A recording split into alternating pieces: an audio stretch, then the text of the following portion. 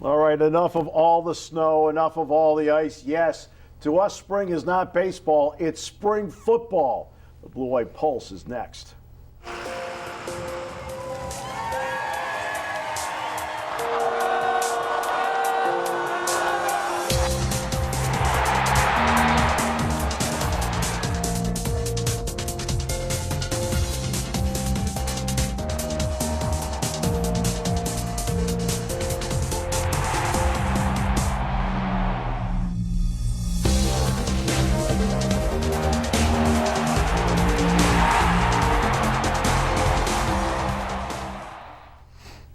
Welcome, everyone, to the Blue White Pulse. Great to have you with us. And joining us today, Josh Sperber, as always. And then, for the first time, the center chair from Blue White Illustrated, Rivals.com, and not only that, head golf professional at a Southern country club, Nate Bauer. Thank you so much. You're making me blush already.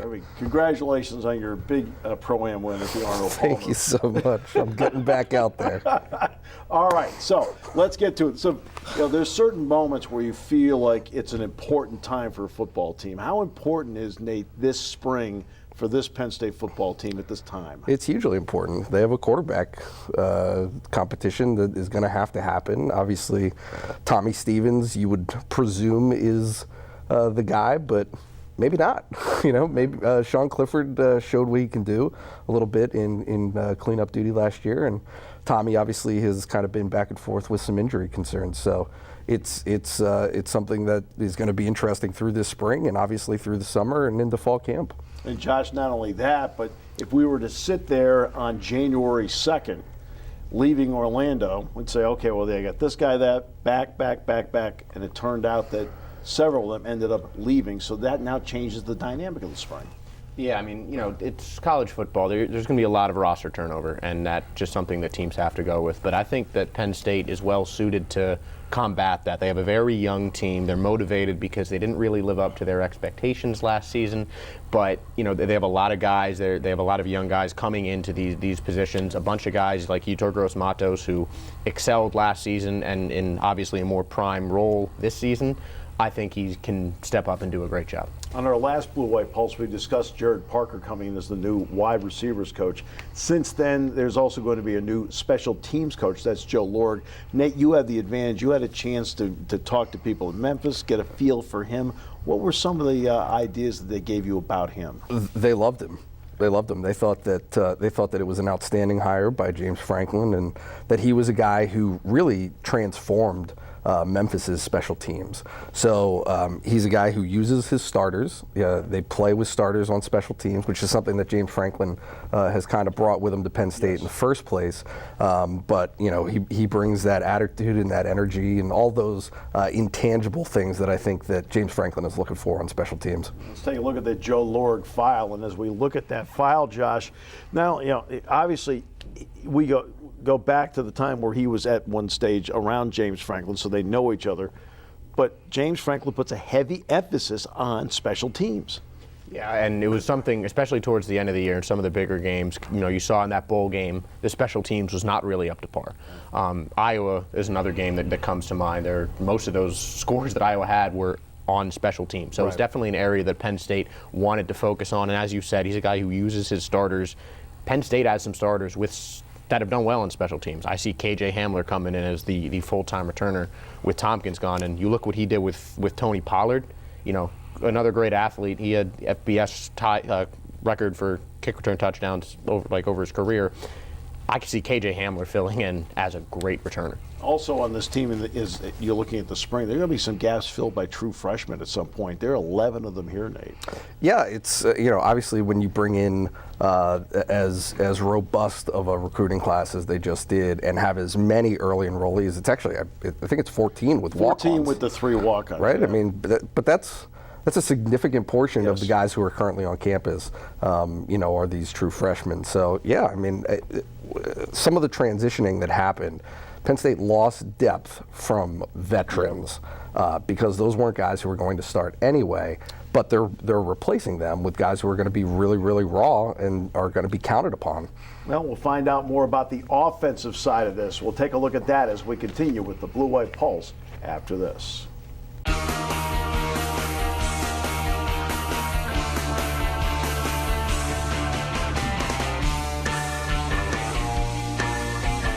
right, let's get into the offense now for Penn State, and let's just get right out of the gate. Let's talk about the key losses and look at the key losses right away, because that is a starting point.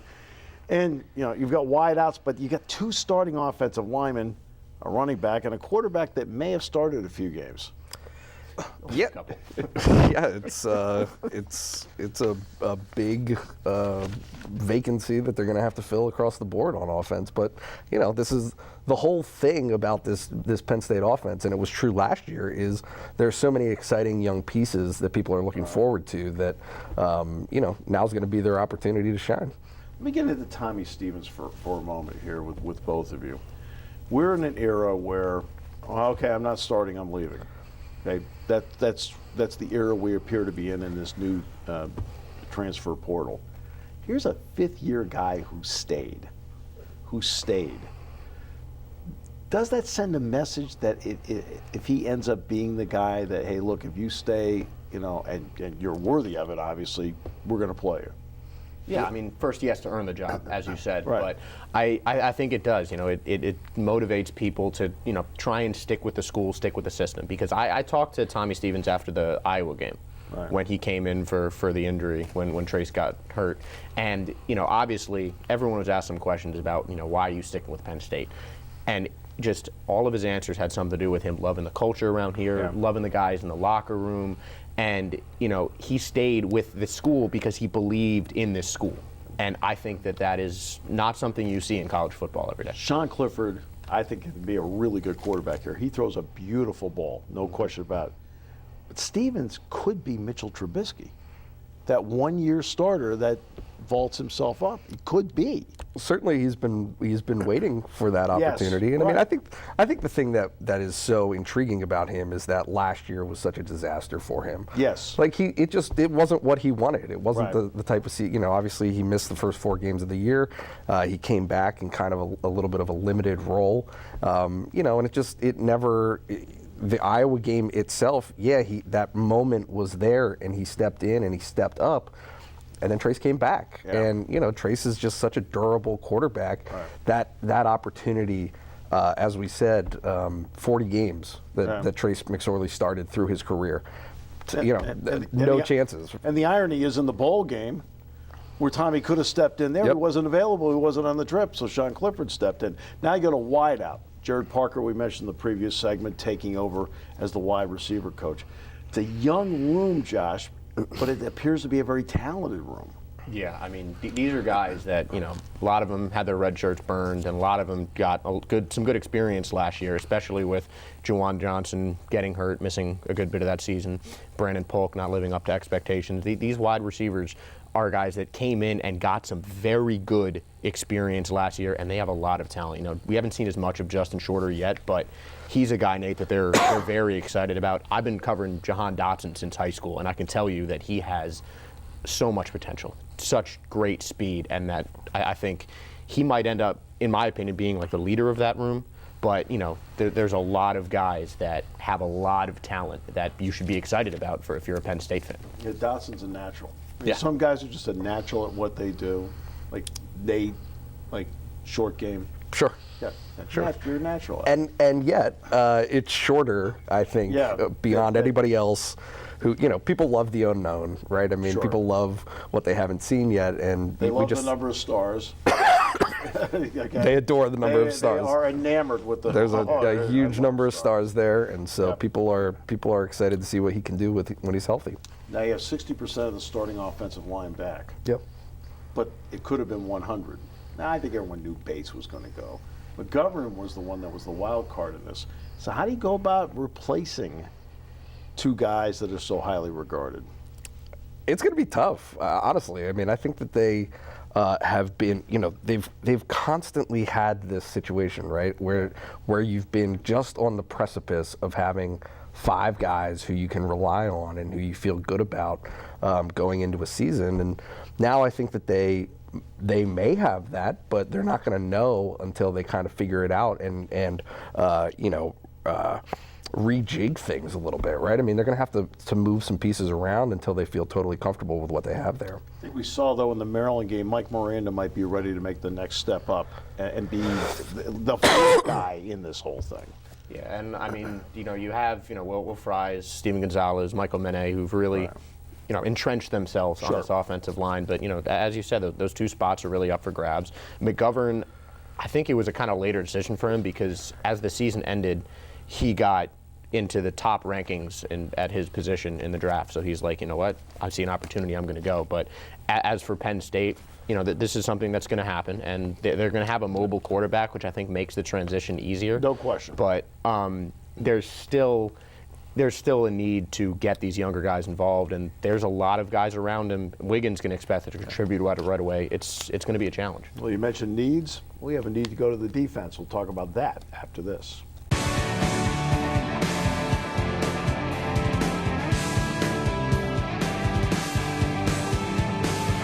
Taking a look at the offense now, let's flip it over to the defense. We'll start out the same way we do with the offense and take a look at the key losses. Sharif Miller, Kevin Givens, they went to the draft. Amani Oruwariye and Dick Scott and Koa Farmer exhausted their eligibility here. Oruwariye is going to be a high pick when it's all said and done. So you start up in the defensive front. I think that's where you have to look as to where you need to replace some people. Yeah, for sure.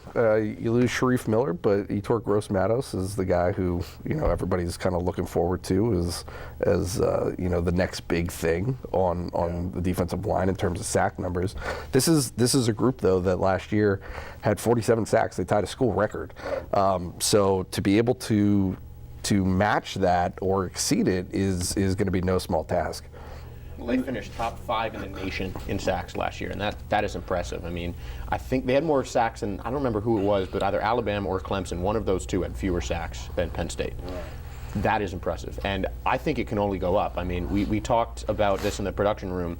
Jason Owe was a guy that the coaches have been raving about in the offseason. And he's still learning how to play. That's the impressive part, that he's learning how to play. He's a great athlete. I know you're overcome by this. I am. It's too much. Yeah, but he's a great athlete that is now, once he figures everything out, he could be really good. Yeah, he has not a lot of time. He had one game against Kent State where he really had consistent time. He had 2 sacks. Right. So, put him in the line the entire year with Gross-Matos, as you said, Nate, taking some pressure off him on the opposite edge. That's a dangerous combo. Now remember, there's more to it than just what we're talking about here, because Sean Spencer likes to rotate in as many as 10 guys. So it's not a question of who starts, Nate. It's also a question of who's going to fill in those gaps that maybe they're only getting 8 to 10 plays, but they need 8 to 10 really good plays. For sure. Where is Shane Simmons in that equation? Yes. Where does he fit into that? How many plays can you get out of Shaka Tony in a given game? Absolutely. What's Judge Culpepper? Yes. Some of these guys that came in last year. PJ Mustipher. Absolutely. They had very high expectations for these guys, and those have not diminished. They're still high for them. It's just a matter of seeing what they can actually do. And this spring is going to be a good start to see what that is. And then there's Jan Johnson. He's back in the middle. He gave a very good account of himself, I thought, last season. Yep. Micah Parsons, obviously. He played like a 5-star guy. Yep. And now he's learned both of those linebacking spots, which helps. But then you got the young guys coming in, Brandon Smith, Lance Dixon, as examples. Well, Micah Parsons, if he's not in the starting lineup, then I don't know what Penn State's doing. I think that's pretty confirmed. But he played like a starter coming off of the bench last year. And I think he led the team in tackles. He was incredible. And I think a full year of him as a starter, Jan Johnson as well, as you mentioned, Steve, he provided great leadership, and his play showed out on the field as well. Ellis Brooks, they can't leave him out. Yeah. He had an interception in the linebackers. Yeah. I mean, he's clearly very versatile. So Penn State's linebacking core, it might get a little of the light, taken away from because of how strong everyone expects that defensive line is going to be, and with good reason. It's a strong defensive line. But that linebacking core is going to be strong as well. I mean, that front 7 for Penn State, Nate, is really going to take control of some teams. I think what's interesting is Brent Pry specifically loves guys who know what they're doing. And so a lot of times we can get enamored with the athleticism and some of the young up-and-comers, but he really goes with the tried and true, guys who have been there and who really can be in the right place at the right time. And that's why Jan Johnson is such an important piece, I think, is he's underrated athletically, but he also knows what he's doing. So when you've got that solid piece to start from, you can fill in around that and get some of those younger guys like an Ellis Brooks, some experience behind him. And that's the John Stroh philosophy of TV. He wants people around who know what they're doing. Thus, me being here is confusing. Sure, sure. Let's get to the secondary now. In the secondary, John Reed's back, Tariq Castro-Fields, Garrett Taylor, Jonathan Sutherland played a lot. But the same story there, Nate and Josh. They like to rotate a lot of guys back there. They like to put a guy out there with another starter next to him. But can they develop the depth in the secondary? What I found very interesting, or that I think will be fascinating to see them replace, is Nick Scott and Amani were the two leading snap counts on the entire defense, and I think actually for the team they were in the 800s. Remember Scott a lot. He played every special team. Special team, and there was one game he played 110 snaps. Yeah. So, I mean, these guys were on the field constantly.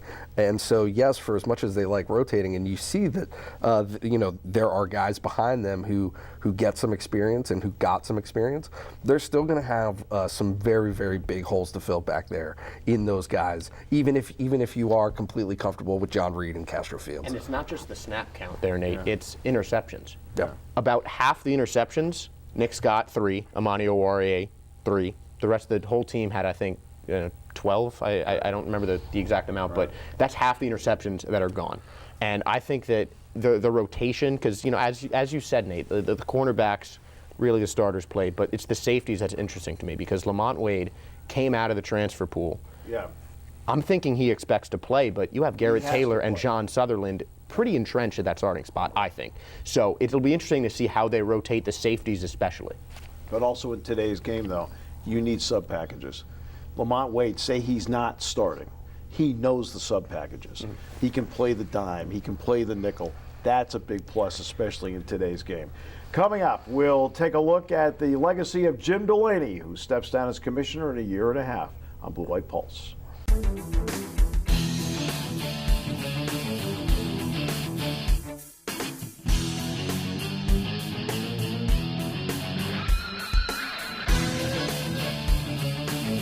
All right, welcome back. Great to have you with us. Penn State, they go through the combine. How well did the guys combine based on some of the numbers you guys saw? The one thing that jumped out to me was Amani Oruwariye.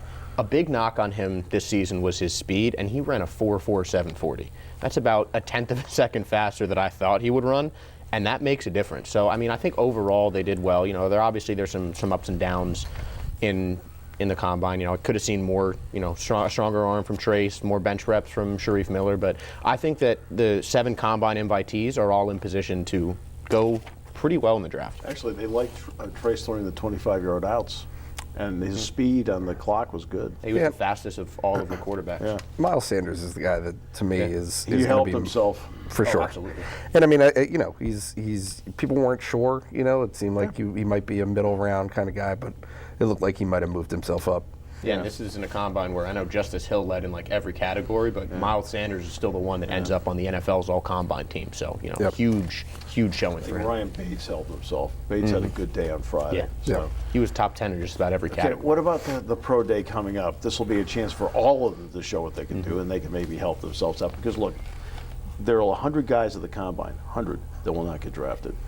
It's just the way it is. So the door's open. You just have to get into a camp. Yes. I mean, it boils down to what is your agent doing for you.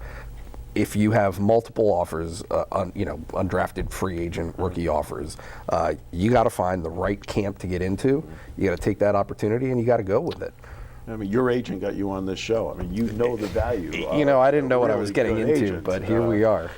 Jim Delaney. On June 30th, 2020, will retire as Big Ten commissioner.